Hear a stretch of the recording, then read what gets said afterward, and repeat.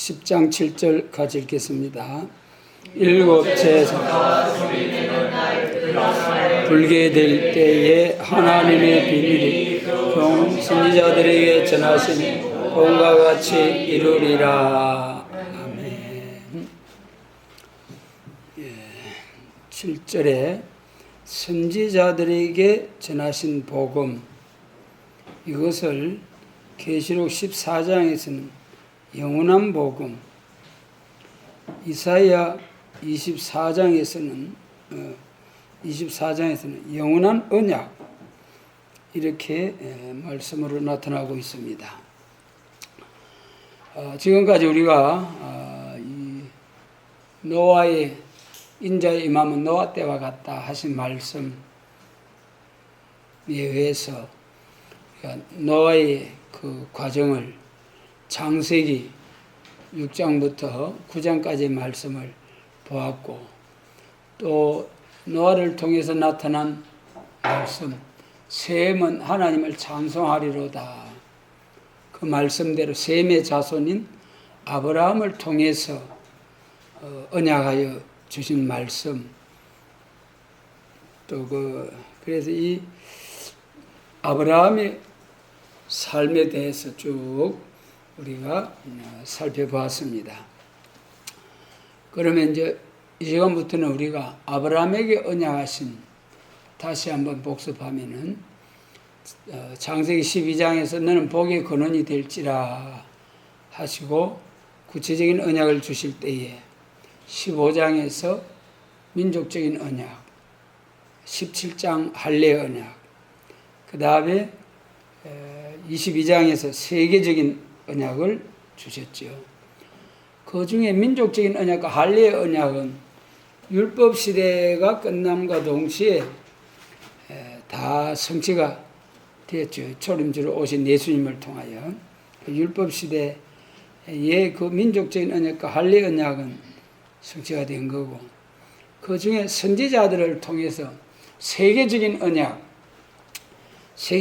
언약이 아브라함, 이삭, 야곱에게 주신 예수님의 재림과 심판과 새 시대를 위한 말씀이죠. 그리고 그 세계 민족들이 다 복을 받는다는 세계적인 언약이 창세기 22장에서 나타났는데, 그것이 구체화되어서 짝이 없고 빠진 것이 없이 나타내 주신 말씀이 선지서, 이사야 34장 16절에서 여호와의 책에 빠진 것이 없고 짝이 없는 것이 없다. 그것은 이제 아브라함에게 약속하신 세계적인 언약이 구체화되어서 나타난, 본문 말씀 그대로 짝이 없이 빠진 것이 없이 자세히 나타내 주신 말씀, 이 선지서다. 그러면 그 선지서 중에, 선지서는 전체가 나중에 좀 자세히 살펴보겠습니다만 초림에서부터 재림까지의 역사가 다 기록되어 있다. 초림에 대해서는 메시아 그리스도께서 이 세상에 오시면은 예수님께서 친히 복음을 전하실 것이기 때문에 대강 약간만, 초림에 관한 말씀이 약간만 기록되어졌고, 그것을 이제 사도들이 초림주로 오신 것을 본 대로, 또 성령의 감동을 받은 대로 기록한 것이 복음서와 편지서. 그 다음에 이제 재림에 관해서는 짝이 없이 빠진 것이 없이 다 자세히 기록되어 있다. 왜 그러냐? 예수님 재림하실 때는 그 종들을 통해, 사명자들을 통해서 재림에 관한 말씀을 세계적으로 다 예언해 놓고, 그 예언대로 예수님이 오실 것이기 때문에 자세히 세밀하게 빠진 것이 없이 다 기록했고 하셨고, 또 그것을, 그 예언의 말씀을 가감없이 다시 예언해야 된다고 계시록에서 말씀하고 계시죠. 그래서 이 선지서는 아브라함에게 언약하신 세계적인 언약에 대한 말씀, 그리고 지금 우리가 이 시점에서 선지서를 공부하게 되는 것은 초림에 관한 말씀은 다 성취가 되었죠. 된 일이고 2000여 년 동안 선지서에 기록된 초림으로 메시아가 오실 것에 대한 말씀이 예언된 그대로 다 성취가 되었습니다. 전해왔습니다. 그러면 이제부터는 이제 재림에 관한 말씀을 다시 예언해야 할 그런 시기가 왔다. 그러므로 우리가 이제 계시록 10장 7절에 예수님의 재림에 관한 계시록의 말씀 가운데서 선지자들에게 전하신 영원한 복음대로 이루어지게 될 이 선지서에 대해서 우리가 앞으로 쭉 다시 한번 공부를 하고자 합니다. 그래서 이 시간은 우리가 선지서에 대해서 총론격으로 한번 살펴보고자 합니다. 그러면 이 본문에서 선지자들이 전하신 복음, 선지자들에게 선지시대라는 것은 선지자를 통해서 묵시의 말씀이 나타난 시대를 두고 말한 거죠. 선지자들에게 전하신 복음이 있다. 선지자들에게 전하신 복음이 아까 말씀드린 바와 같이 선지서죠. 그 다음에 이제 우리 복음서에 보면은 예수님께서 직접 사도들에게 전하신 천국 복음이 있다. 그렇게 이제 구분을 하셔야 됩니다.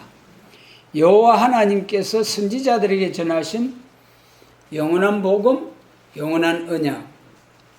그 다음에 예수님께서 사도들에게 전하신 천국 복음.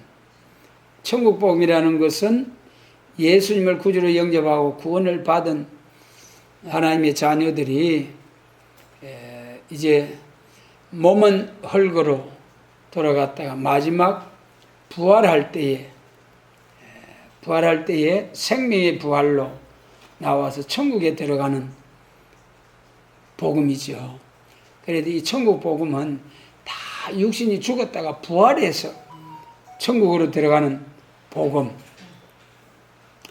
그 다음에 하나님께서 그종 선지자들에게 전하신 영원한 복음은 이제 천국 복음이 온 세상 땅끝까지 전파되고 나면은 올라가심을 본 그대로 오시리라 하신 그 우리 이제 하나님의 말씀처럼 예수님이 재림하실 때에 재림하셔서 세상 나라가 우리 주와 그 그리스도의 나라가 되어서 이 땅에서 주를 위하여 충성된 증인으로 죽은 순교자들과 순교자 동무들이 그리스도로 더불어 1000년 동안 이 땅에서 왕노릇하는 천년왕국 새시대를 거쳐서 천국에 들어가는 그런 노선이죠. 신앙 노선. 그래서 이 천국 복음도 귀합니다마는 영원한 복음, 우리가 죽어서 무덤으로 내려가지 아니하고 살아서 신랑주로 오시는 주님을 영접해서 새시대 간다는 건 너무나 귀하고 큰 복된 말씀이죠. 그래서 이 시간은 우리가 영원한 복음에 대해서 다시 한번 살펴보게 될 때에 이 선지서 영원한 복음은 우리가 세계 많은 교회들이 있습니다만은 선지서에 대한 보는 관점이 많은 차이가 있습니다. 자유주의 신학자들은 이스라엘 역사에 불과하다. 구약 선지서는 그 중동에 있는 과거 2000년 전에 유대 나라 이스라엘의 역사에 불과하고 그러니까 지금 예수님의 재림을 앞둔 시점에서 아무 필요 없다. 그거 볼 필요 없다. 그 다음에 조금 보수적인 교회라고 하는 교회들은 이 선지서는 육적 이스라엘을 통해서 다 성취가 되었다. 육적 이스라엘이 부패할 때에 하나님께서 징계를 해서 바빌론 포로 70년 갔다가 해방받고 돌아와서 다시 예루살렘을 건축하는 그 예언의 말씀이 성취되는 것으로서 다 성취가 되었다. 그렇기 때문에 이 시점에 우리 선지서는 중요하지 않다. 그러죠. 그러면서 물론 부분적으로 선지서 중에 이루어질 말씀들이 부분적으로 있다. 그렇게 믿기는 하죠. 그래서 선지서가 그다지 중요하지 않고 우리 천국 복음 예수님만 바로 믿기만 하면은 예수님의 재림을 영접해서 하나님 나라 간다. 이렇게 보는 또 이제 신앙 노선이 있습니다. 그 다음에 이제 마지막 때에 참된 예수님의 재림을 영접해서 새 시대에 가게 될 이러한 신앙 노선, 예수님께서 직접 사명적인 이름을 주시고 베드로와 요한에게, 시몬과 요한에게 베드로라는 이름과 부하에게 우리의 아들 레자라는 새 이름을 주신 하나님, 사명적인 이름. 그래도 그 말씀대로 레자의 사명을 감당할 수 있는 이런 사명자들이 나와서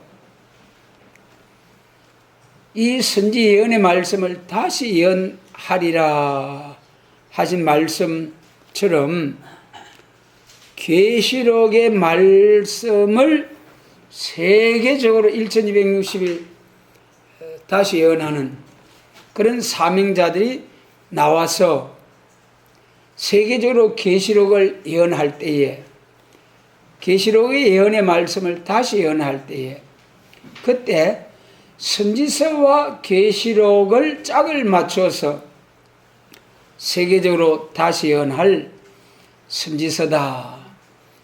그러면서 선지서 전체의 내용 중에 초림에 관한 것은 극히 부분적이다. 그리고 나머지는 거의 전부가 이제 재림시에 다시 예언될 말씀이다. 이렇게 믿고 오늘 본문 10장, 계시록 10장 7절에 나타난 말씀과 같이 선지자들에게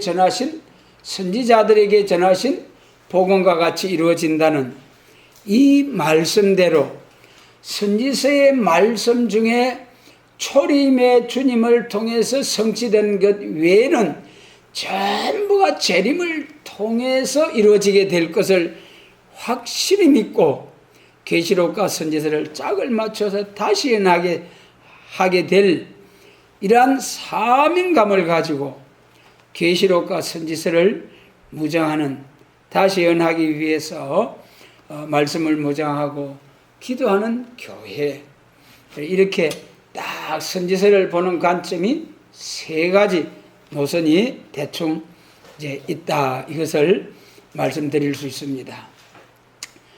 그러면은 이 선지서에 대하여 우리가 좀 더 구체적으로 한번 살펴볼 것 같으면은 이 선지서의 중요한 요점을 세 가지로 우리가 볼 수가 있습니다. 세 가지로 핵심적인 요점을 이제 3시대로 말씀하셨어요. 구약 율법은 장차 오는 좋은 일의 그림자라고 했잖아요. 율법 시대 된 일들은 예수님 재림하실 때에 될 대표적인 징조다. 구약 이스라엘 종말에 된 일들이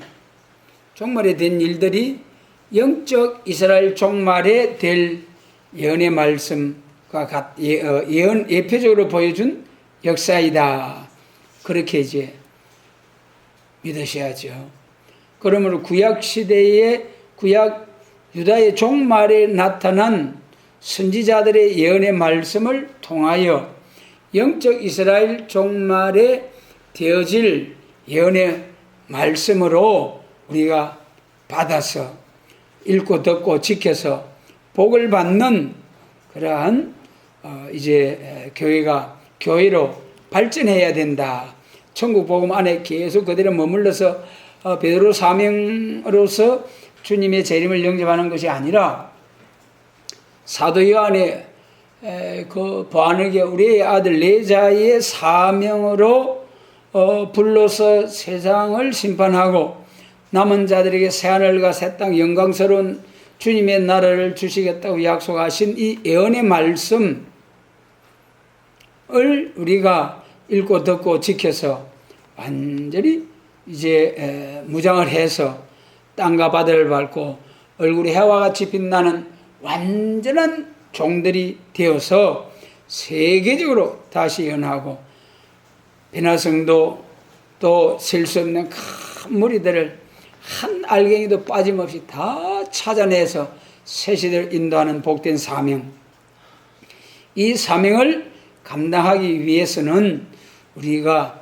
모든 선지를 통하여 빠짐없이 명하신 이 선지서를 요약, 축소, 압축해서 정리하는 계시록과 선지서를 짝을 맞추어서 다시 예언하는 사명자가 되어야 된다는 거죠. 그래서 우리가 이 선지서를 다시 한번 보면은 선지서를 통해서 3시대를 말씀하셨는데, 첫째는 메시아가 와서 세계가 다 같이 하나님을 공개하게 되는 일이 있다 그랬어요. 그 다음에 두 번째는 교회가 부패할 때에, 바벨적인 세력에게 먹힘을 당할 때에 동방 역사가 일어나서 북방에서 오는 환난을 이기고 남은 종과 남은 백성들이 나오게 될 것을 예언했고요. 그 다음에 마지막 세 번째 시대로는 새 시대가 천년왕국이죠. 천년왕국이 이루어지는 데는 하나님의 경륜이 이루어지는 지상왕국인 성도의 나라가 올 것을 가르쳤다, 이렇게 말씀하셨어요. 그러니까 이 세 가지, 그래서 이 율법과 선지서는 전부가 그리스도를 통하여 이루어질 일을 가르친 말씀이다. 그렇죠? 그러므로 모세 오경으로 섰던 교회는 그리스도의 십자가의 화목제로 다 성취가 된 교회요. 율법이 이제 율법을 폐하고 율법을 완전케 하신 초림주로 오신 예수님, 그 다음에 재림하시는 예수님은 선지서를 다 이루시는 예수님. 그래서 초림과 재림으로서 율법과 선지서가 다 성취가 되는 거죠. 그러면 여기서 첫 번째 메시아가 와서 세계가 다 같이 하나님을 공개한다는 일에 대해서 살펴보면은 선지서에 기록된 말씀대로 예수님이 동정녀 탄생, 이사야 7장 14절 말씀대로 누가복음 1장, 마태복음 1장에서 이루어졌죠. 그리고 우리 예수님 또 이제 베들레헴에 나신다는 말씀대로 성취되고, 그리고 또 유대 광야에서 세례 요한이 예수님을 증거하게 될 그 말씀이 이사야 40장 말씀대로 성취가 되고, 또 유대 광야에서 세례를 받으시고 저 갈릴리로 올라가셔가지고 거기서 우리 주님께서 첫 번째로 때가 찼고 하나님 나라가 가까웠으니 회개하고 복음을 믿으라 그러면서 선지서 이사야 61장을 쫙 들어서 선포를 하시고, 그 다음에 서갈에서 있는 말씀대로 은 30에 예수님이 발리시고, 이렇게 해서 마지막 이제 부활하셔가지고 성천하실 때에 사도행전 1장에서 아버지의 약속하신 것을 기다리라, 몇 날이 못 되어서 약속하신 성령을 부어주시리니 성령의 권능을 받고 예루살렘과 유대와 사마리아와 땅끝까지 이르러 내 증인이 되어야 하리라. 땅끝까지 예수의 증인된 예수교가 땅끝까지 온 세상에 전파되면은 올라갈 가심을 본 그대로 오시리라, 이렇게 천사가 전해줬지요. 그래도 그 말씀대로 지금 온 세상 천국 복음이 동서남북 세계를 쭉 한 바퀴 돌아서 참 세계적인 기독교가 되었습니다. 그것이 선지서의 첫 번째 내용, 메시아가 와서 세계가 다 같이 하나님을 공경하게 된다. 세계가 다 같이 공경하게 되는 것은 새 시대입니다만은 세계적인 복음 확장이 된다는 그 말씀이죠. 그 다음에 이제 두 번째로는 교회가 부패할 때 선지서의 요점 내용 중에 두 번째, 교회가 세계적으로 확장된 교회가 부패할 때에 부패해서 바벨적인 세력에게 먹힘을 당할 때에 동방 역사가 일어난다는 거예요. 그리고 북방에서 오는 환난을 이기고 남은 종과 백성이 나온다. 자, 이것이 이제 오늘 이 시점에 우리 교회가 해야 할 사명의 말씀이죠.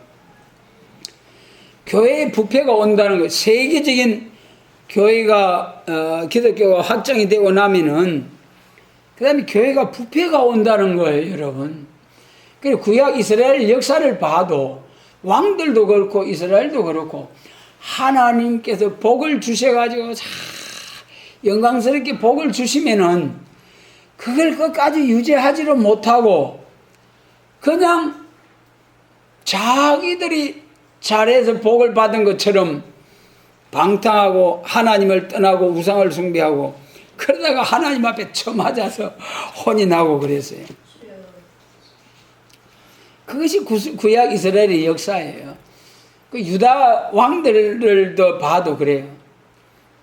그 아사 왕도 그렇고 여호사밧 왕도 그렇고 또 므낫세 왕도 그렇고 잘하다가 복을 받았다가 솔로몬 왕도 그렇잖아요. 이 교회가 오늘날 세계적으로 확장된 교회가 부패할 때에 여러분 사도행전 2장에서부터 오늘날까지 교회가 쭉 내려오면서 부패하지 않은 때가 없어요. 항상 이제 교회가 부패할 때 또 새로운 교회가 나오고 그래 또 싸우고 다투고 그것이 주후 3세기 4세기경에서부터 뭐 삼위일체 교리에 대해서 쭉 다투고 분쟁하고 그래 이러네요. 그 다음에 가톨릭으로 쭉 내려오다가 또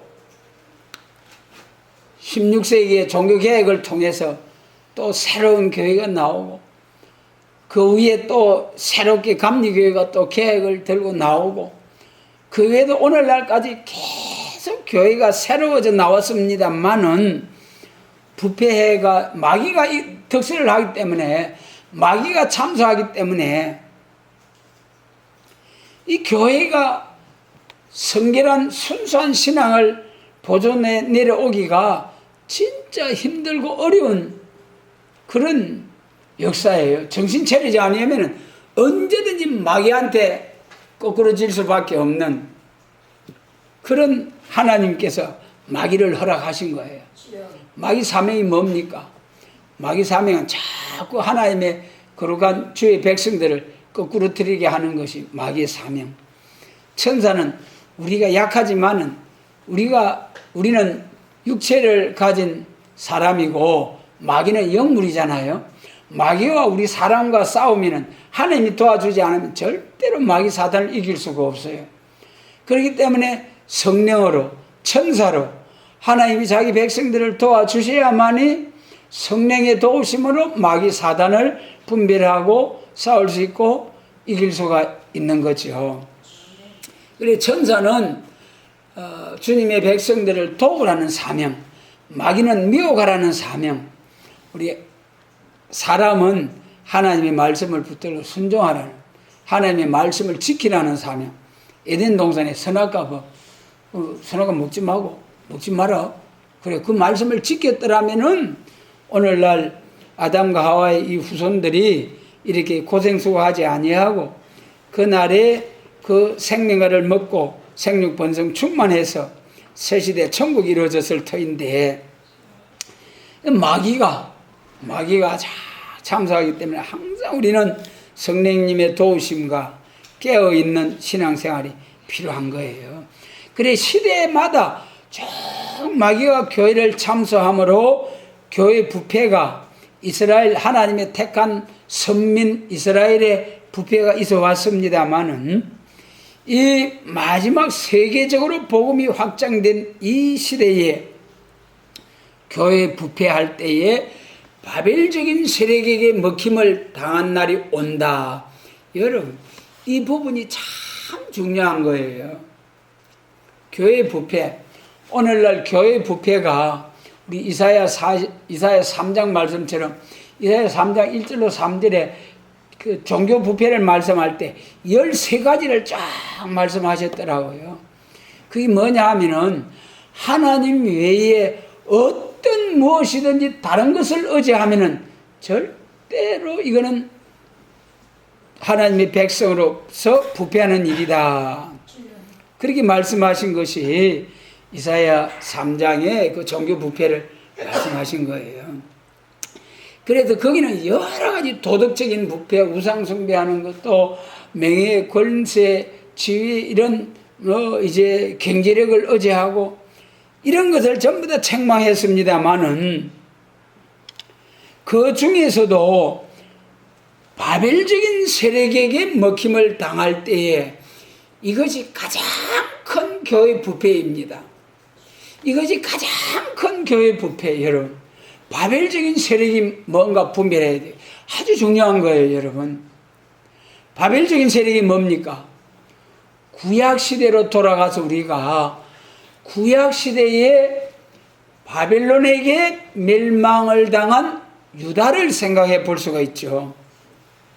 여러분, 구약 이스라엘 유다의 종말에 역사적으로 보면은 종교가 부패할 때에 이스라엘이 그 요시야 시대에 그렇게 하나님께서 복을 부어주시고 그랬는데 요시야 왕이 딱 죽고 나서 그 이후에 네 왕들이 쫙 날 때 그때는 막 완전히 무너지기 시작한 거죠. 그 전에부터 이스라엘 부패를 통해서 쌓인 것이 완전히 여호아스, 요야긴, 시드기야 이 네 왕들 때에 완전히 유다가 망하게 된 거예요. 그런데 그 이전에부터 쭉 부패가 쌓여서 결정적으로 망하게 된데 이걸 전체로 돌아보면은 첫째 종교 부패가 옴으로써 종교 부패는 우리 지도자 부패로 말미암아 온다고 여러 번 말씀드렸죠. 여러분 지도자가 똑바로 서서 딱 바로 지도에 나가면은 백성들의 부패가 있어도 나라가 교회가 바로 나갈 수가 있는 세워질 수가 있는 거예요. 그런데 지도자가 부패하면은 백성들이 교인들이 아무리 바로 해보려고 해도 방법이 없어요. 오늘날 우리나라 백성들이 아무리 불의를 보고 외쳐도 꼼짝도 안 하고 자기 방식대로 쫙 나가고 있는 오늘 우리나라의 이 모습을 보면서 우리가 참으로 깨달음이 있어야 될 것입니다. 그리고 구약시대에 바벨적인 세력에게 이스라엘이 교회가 먹힘을 당한다. 구약 종말에 종교 부패를 통해서 정치 부패가 오게 되고 자연히 종교 부패가 오면은 양심이 마비되고 양심이 마비되면은 도덕 부패가 오게 되고 양심 도덕이 부패되면은 정치인들이 정치를 하는 사람들이 양심이 도덕이 부패되면은 그 바른 정치가 나올 수 있겠습니까? 그러니까 정치 부패가 온다는 거예요. 얼마나 오늘날 정치인들 말이죠. 그 크게 부패, 크게 말썽을 일으키는 이런 일들은 배운 사람들이 전부 다 지도급에 있는 사람들 대부분 뭐 서울에 있는 최고의 명문 대학을 졸업한 그런 사람들이 최고의 지위에 있으면서 해도 크게 한 건씩 터뜨리고 하고 그래가 하는, 참 무식하고 부족한 사람들은 그 먹기 살기 바쁘고 그렇기 때문에 그렇게 나라에 해악을 끼치고 하는 그런 일은 없죠. 많이 배우고 많이 훌륭하다고 하는 이런 사람들이 그 배운 지식을 바로 사용하면 하나님께 크게 영광이 될 터인데 거기 불의하게 사용함으로써 큰 죄 중에 죄. 여러분 정말 하나님께서는 죄가 너희를 찾아내리라. 죄의 삭은 반드시 사망이다. 절대적으로 여러분 반드시 천배 만배 지옥의 행벌 영원 무궁토록 지옥에서 어떠고 이야 그 생각하면 끔찍한데 진짜 죄를 버리고 죄에서 떠나야 될 터인데 그걸 알지 못하기 때문에 죄를 먹고 마시면서 죄가 죄인 줄도 모르고 알면서도 죄를 죄 가운데서 생활하고 가고 있는 이런 사람들이 받을 화가 얼마나 영원 무궁토록 화를 받게 살게 될 거 끔찍하지 않습니까? 그러나 우리에게는 참 얼마나 감사한지요. 영원 무궁토록 할렐루야 할렐루야 하게 생겼으니 감사하시기 바랍니다. 감사해요. 그래서 이 종교 부패, 지도자 부패를 통해서 정치 부패, 정치 지도자들의 부패, 정치가 부패하니까 도둑놈들이 행행하는 거예요. 그래서 경제 난제가 오게 되고 그러게 사회 혼란, 인심이 뒤숭숭하고 막 사회에 혼란이 온다. 이것이 우리 선지서 구약 시대에 그쪽 이스라엘 역사를 통해서 주시는 교훈이에요. 이것이 우리 이스라엘 종말에 우리에게 주시는 교훈이에요. 그럼 오늘날 최고의 종교 부패를 통해서 세계가 망하게 되는데 종교 부패 중에 종교 부패가 뭐냐? 구약시대 유다가 망하게 된 것이 뭡니까? 무슨 나라에 망했습니까? 바벨론에 망했잖아요. 바벨론에. 그래서 이 구약 육적 이스라엘 시대에 이스라엘이 망하게 된 것은 부패한 이스라엘은 아수르에 의해서 망했고 그래도 좀 나은 유다는 바벨론에 의해서 망했다. 바벨론에 의해서 망하게 된 과정이 heb상 불의와 타협이잖아요. 바벨론과 타협한 그 죄로 예루살렘이 완전히 이사야 39장에서 바벨론 사신을 용납한 히스기야 왕에게 하나님께서 딱 이사야 선지자를 보내가지고 선고가 벌써 나타났잖아요. 네가 보여준 모든 것이 바벨론으로 옮겨갈 것이고 내 자손들이 바벨론으로 잡혀갈 것이 딱 선고가 떨어져 버렸어요. 그래 정한 때가 와서 바벨론에 의해서 유다가 망하게 되었다. 예루살렘 성전이 완전히 돌 위에 돌 하나 남지 아니하고 파멸을 당하고 말았다. 불타고 말았다. 이것이 우리 기독교 종말의 교회 부패를 통해서 오는 하나님의 심판이라는 거예요. 오늘날 교회의 가장 큰 교회 부패는 도덕적으로 세속화되고 도덕적인 부패보다도 더 큰 부패가 공산당으로부터 나오는 계율적인 음료 바벨론의 세력. 이것이 이제 짐승 정권과 타협하면서 적당히 타협하면서 나가는 신앙생활. 그리고 또 이제 바벨론의 그 계율 정책으로서 교회의 예배를 참사하고 방해하고 예배를 금지하고 하는 이런 모든 세력들이 바벨적인 세력이다. 오늘날 차별금지법 또 이제 동성애, 또 이제 여러 가지 교회의 예배를 방해하고 교회를 이제 참으로 대적하고 나오는, 가정을 파괴하고 교회를 파괴하는 가장 이 강력한 것이 차별금지법, 동성애, 동성혼, 또 낙태금지, 이혼합법, 이런 모든 것이 강력하게 교회를 파괴하고 가정을 파괴하는 것입니다. 이것이 바벨적인 세력에게 먹힘을 당하는 역사. 그래도 한편으로는 교회가 WCC 운동을 통해서 이제 공산당하고 협상해야 되고, 종교다원주의, 모든 종교의 구원이 있기 때문에 우리 기독교가 전도를 위해서 설칠 필요가 없다, 전도를 금지하는 그런 의사를 결정하는 WCC, 모든 종교에 다 구원이 있기 때문에 타 종교인들에게나 다른 사람들에게 전도할 필요가 없다, 그렇게 말하는 것이 세상에 그런 것이 바벨의 세력. 계시록 13장 11절에 짐승으로부터 건세받고 나오는 새끼 양같이 두 뿔 있고 용처럼 말하는 거짓 선지에게 다 속아 넘어간다는 거예요.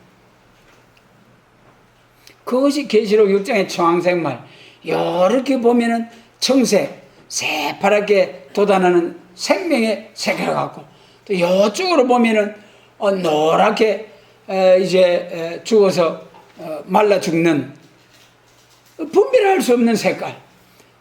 그것이 계시록 13장에 발전해서, 이야, 저거 생기기는 새끼 양, 어린 양, 예수님, 기독교처럼 생기는데 말하는 거는 보면은 또 용의 말, 귀신의 말을 한다. 이게 먹고 저게 먹고 그래가지고 헷갈리도록 나오는 것이 새끼 양같이 두 뿔이 있고 용처럼 말하는 이 거짓 선지에 팍팍 쏘아 넘어가는 것이 기독교 종말의 바벨 세력. 바벨적인 세력에게 먹힘을 당할 때에, 그때 뭐라고 했습니까? 동방 역사가 일어나서 북방한란은 이기고 남은 종, 변화성도, 백성, 셀 수 없는 큰 무리, 계시록 7장에 입맞은 종과 셀 수 없는 큰 무리가 나올 것을 말씀하신 것이 선지서다.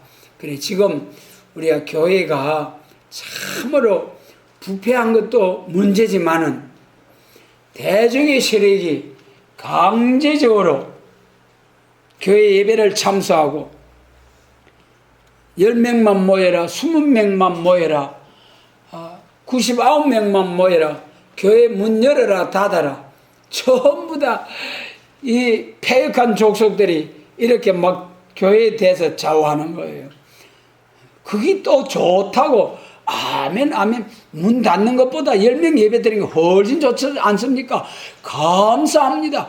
아이고 총리님 감사합니다. 아이고 질병청에 아이고 감사합니다. 그러면서 뭐든 예하는 족속들, 아이고 참 완전히 까부사 버리고 하나님의 건세의 역사로서 할렐루야 하면서, 우리 구약시대 보면 조석으로 조석 번제를 드리고 월삭에 드리고 안식일에 드리고 절기 때 드리고 빠짐없이 총총 이제 예배드린 구약시대에 그 말씀을 상기하면서, 여러분 하나님은 살아계시기 때문에 하나님의 영광을 위해서 살고자 할 때에 다니엘서 3장과 같이 6장과 같이 자기 생명을 버려서 하나님의 영광을 위해서 살고자 할 때에 하나님은 절대적으로 눈동자같이 지켜준다고 하셨습니다.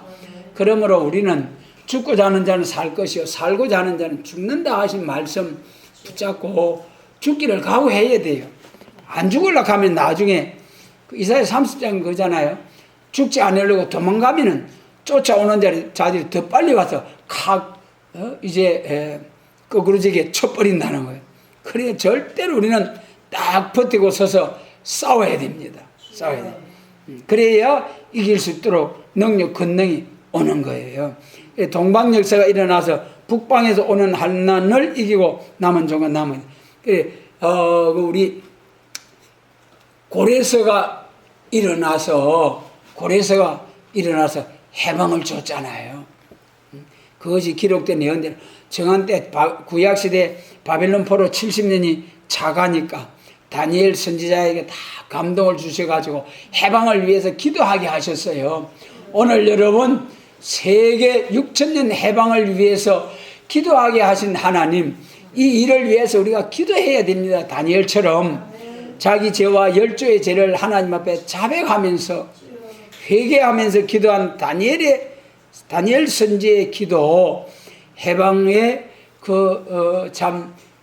기한이 찬 줄 알고 깨닫게 하고 기도하게 한 다니엘.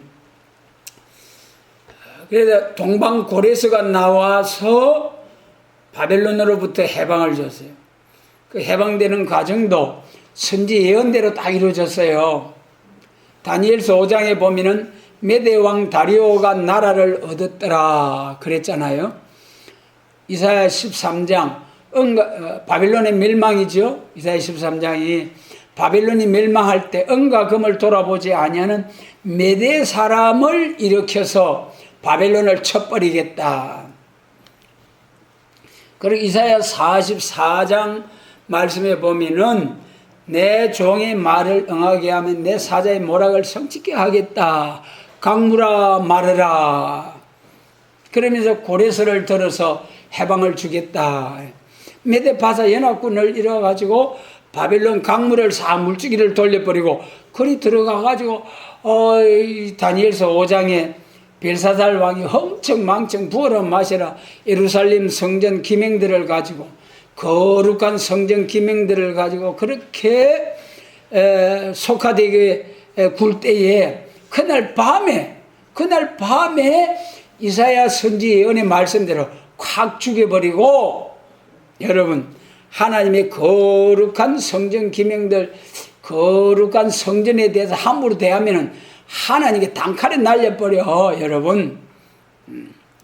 그리고 단칼에 60만 날리는 그거는 또 이제 참 영혼 구원을 받을 수 있는 기회도 있지만은 영육 구원의 영원한 심판.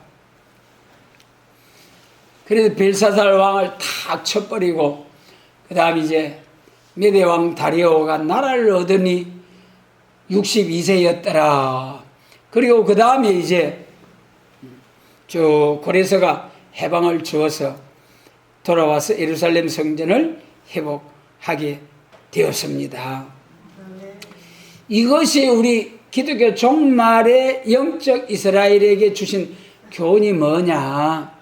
아까 말씀드린 대로 우리 교회가 도덕적으로 사회적으로 부패하고 또 종교적으로 WCC 운동 또 이제 공산주의와 타협하는 협상하는 이런 부패, 그런 것도 엄청난 큰 부패입니다만은 그 중에도 가장 큰 부패가 이사야 24장 5절 영원한 언약을 파하는 일이다.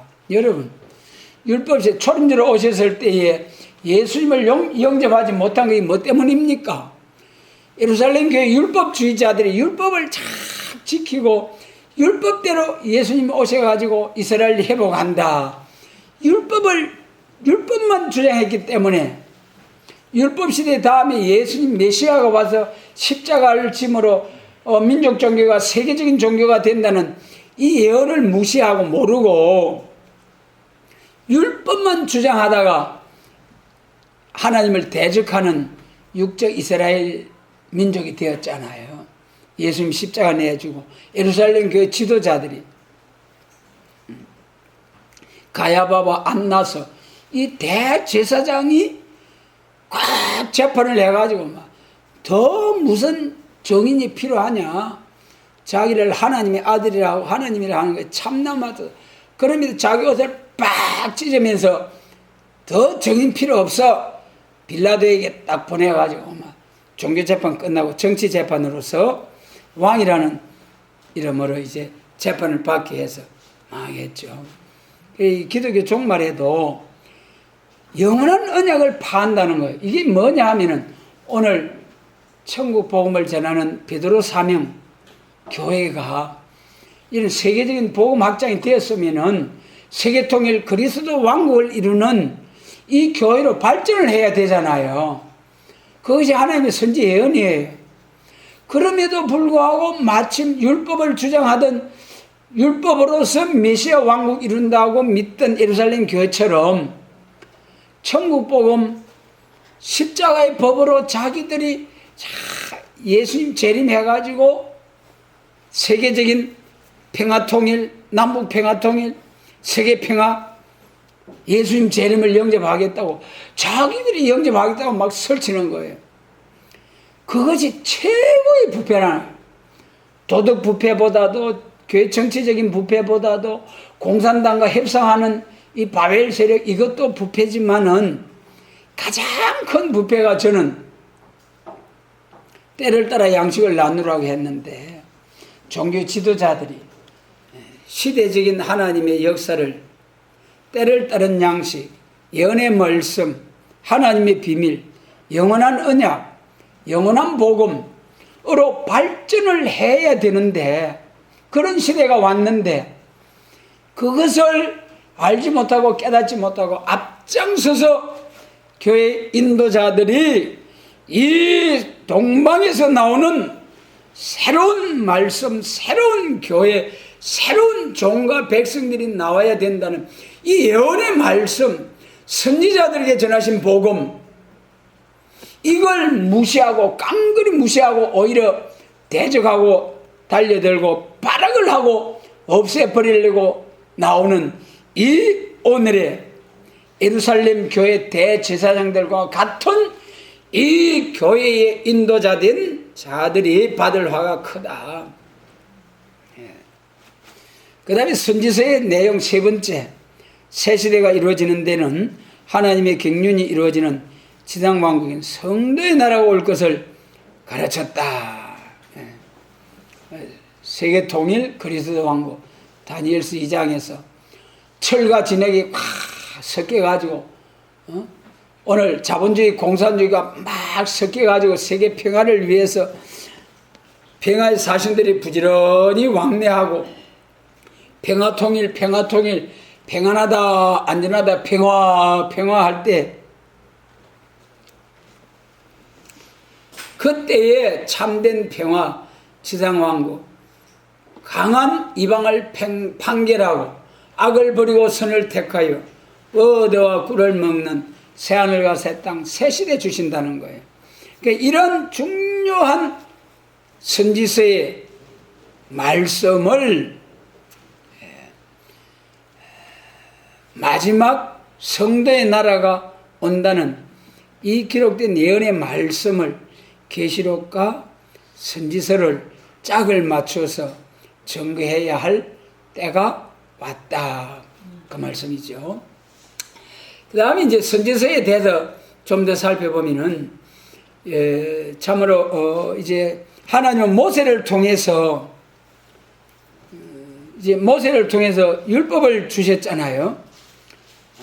그래서 이제 하나님은 진리의 신이신 동시에 공의와 사랑의 하나님, 그러므로 세계 인류를 죄에서 구원하는 새로운 시대를 이루어져 하실 때에 참된 이스라엘 영적 교회가 이루어지려 할 때 먼저 완전한 여호와의 책을 세상에 나타낸 것이 선지서,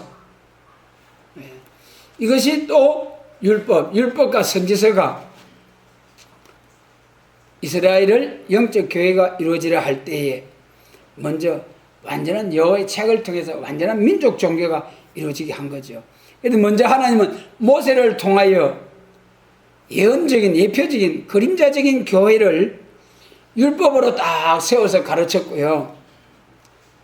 그 다음에 모든 선지를 통하여서 앞으로 하나님께서 은혜 시대와 심판기에 역사할 일과 새 시대를 빠짐없이 기록한 것이 선지서다.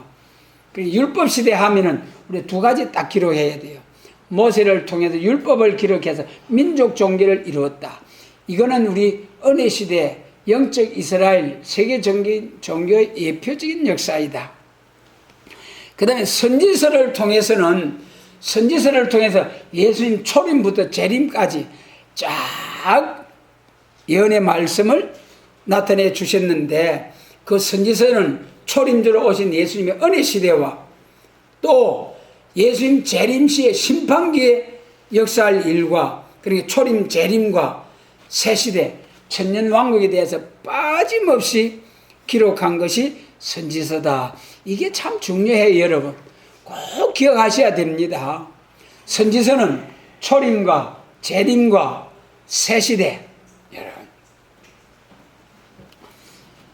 그러면 예수님 탄생과 십자가 부활 성전 성령 강림을 세계 인류가 완전한 신앙 종교를 이루도록 신앙의 법을 완성시킨 것이 이제 역사이죠. 된 일이죠. 그러므로 우리 기독교 신앙의 정론은 오실 메시아를 믿는 율법시대, 그리고 구약시대는 메시아 보내주시겠다는 약속, 언약이죠. 그것이 벌써 창세기 3장에 여자의 후손과 또 뱀의 후손 싸우게 되어서 승리하게 될 것을 말씀한 거죠. 그 다음에 그 다음에는 오신 메시아를 믿는 은혜 시대가 온다. 율법 시대 메시아 보내준다는 말씀. 그 다음에는 이제 메시아가 예언의 말씀대로 메시아가 오셨다는 말씀. 그 다음에 예수님 재림하셔 메시아 왕국이 완전히 이루어지는 심판기. 제가 계속 반복해서 말씀드립니다. 그러므로 오실 메시아를 믿는 신앙도 어린 양의 피의 제사를 중심했고, 구약시대 양의 피. 오신 메시아를 믿는 신앙도 피의 제사를 중심한 것이다. 그리고 초림주의 역사, 또 메시아를 보내주시겠다는 예언, 전부 다 구약시대는 진짜 양, 신약시대는 어린 양 예수님의 피. 그런데 예수님의 재림하실 때는 메시아 왕국을 이루는 심판기에는 공의와 심판의 법에 따라서 예언의 말씀을 자세히 읽고 듣고 지키는 데서만이 세계 인류가 전멸되는 진노의 날에 남은 자가 된다는 것을 말씀하신 거죠. 심판기에는 살아 새 시대 갈 자는 선지서 전체의 글이 다 그들에게 해당되는 역사이다. 그랬어요. 그러면 이러한 중요한 내용을 기록한 선지서를 기록하는 방법, 기록한 과정에 있어서도 세 가지로 구분이 되어집니다. 선지서를 기록할 때에 선지 예언서에 세 가지 의의를 놓고 말씀하실 때, 실천적인 예언이라는 것은 그때 직접 선지자들이 역사하실 때에 선지자들을 통해 표적 증거를 나타내시면서 종말에도 이와 같이 역사하겠다는 것을 나타내 주시면서 그때 그때 상황을 들어서 보여주시면서 앞으로 될 일을 증거한 것이다.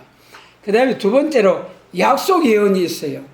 이것은 은혜 시대에 초림주 그리스도를 통하여 이루어질 것을 쫙 예언한 것. 동력녀 탄생, 또 이제 십자가에 운명하실 것, 은삼십에 팔릴 것, 부활하실 것, 성전하실 것, 성령을 부어주실 것, 이런 것을 문자적으로 다 예언해 주신 것. 그것이 약속 예언. 그 다음에 묵시적인 예언. 이거는 환상, 모양을 보여주시면서 뭔지 알 수 없지만은 하나님이 중요한 계시로 나타내 주신 말씀이기 때문에 딱 받아서 정확하게 기록하게 한 묵시적인 예언. 그래도 이 성령의 감동으로 기록된 묵시적인 예언, 성령의 감동으로 받지 아니하면 알 수가 있죠. 그리고 다니엘서에 짐승의 날개가 있고 뭐 같고 또 이 사이에 물리고 그런 환상, 계시록에서는 12장에서 머리는 7인데 뿔이 10개고 또 뭐 뿔에 면류관이 있고 머리에 면류관이 있고 이런 환상들 여러분 그것을 문자적으로 이해하려고 하면 도저히 이해할 수 없는 그런 거잖아요. 그것이 묵시적인 예언. 이런 방식으로 선지서가 기록되어져 있다. 그러니까 이런 것은 성령의 감동을 받지 않고는 절대로 해석할 수 없는 거예요. 그렇잖아요. 성령 감동을 받아도 이 마지막 재림을 영접할 성령의 역사는 남종과 여종에게 또 한 번 부어주신다는 그 성령 감동을 받고 또 사명계통은 사도 요한의 레자의 사명계통에 서서 그 레자의 영감, 감동을 받을 때에 하나님 이 묵시, 재림에 관한 계시로 또 선지자들에게 전하신 예언의 말씀을 이렇게 기록된 말씀을 정확하게 가감없이 다시 언할 수 있는 사명자들이 될 수 있다. 그러므로 우리가 지금 이 마지막 때를 맞이한 이때에 우리 교회와 종들은 정말 머리 들고 깨어 예비하여 참으로 때를 따른 양식으로서 흠과 티가 없는 신부단장, 빛나고 깨끗한 세마포로 신부단장해서 재림하실 주님을 영접하기 위해서 사도 요한을 통해서 친히 계시로 나타내 주신 계시록의 말씀, 그 중에 10장 7절 하나님의 비밀이 그종 선지자들에게 전하신 복음과 같이 이루리라 하신 이 말씀대로 계시록과 선지서를 짝을 맞추어서 가감없이 다시 예언해서 우리가 신랑주로 오시는 주님을 영접하는 신부로서 잘했다 칭찬받을 수 있는 거룩한 성도들이 되기까지 전능하신 주님께서 도와주시고 역사하시고 축복해 주시기를 원합니다.